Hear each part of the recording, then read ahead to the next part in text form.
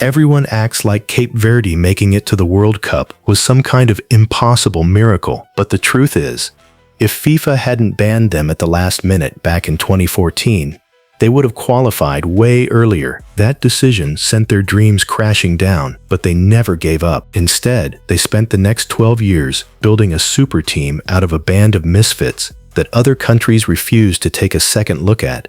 Let's go back to 2008. The World Cup qualifiers were just a month away, and Cape Verde found themselves with no manager and absolutely no money to hire one. They did the only thing they could and handed the whole squad over to the team's fitness coach.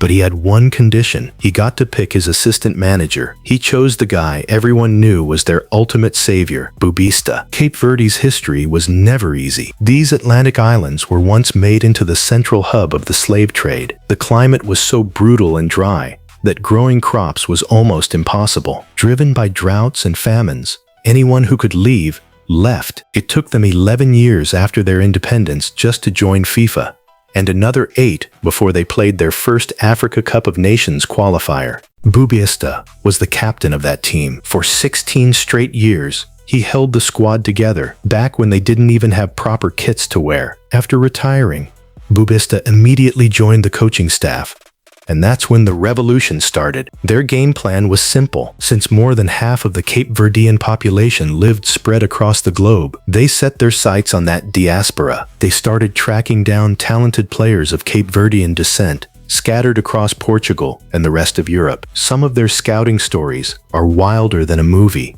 Late one night, the manager was scouring the internet and found the LinkedIn profile of a central defender playing in the Irish League. His name was Pico. The manager messaged him right there on LinkedIn. Pico didn't speak a word of Portuguese or Creole and figured it was just spam. 9 months later, he finally put the message into Google Translate and realized he was being called up to the national team. That's how they built this squad. They literally have a player who used to be a mailman. To build unity, Manager Bubista laid down one strict rule. Inside the locker room, everyone was only allowed to speak their mother tongue, Creole. Even if you didn't know the language, you had to learn it. The goal was simple: make sure nobody ever forgot who they were really playing for. This team just kept making history. They reached the AFCON quarterfinals, beat Portugal, and became the #1 ranked team in Africa. But the road wasn't smooth.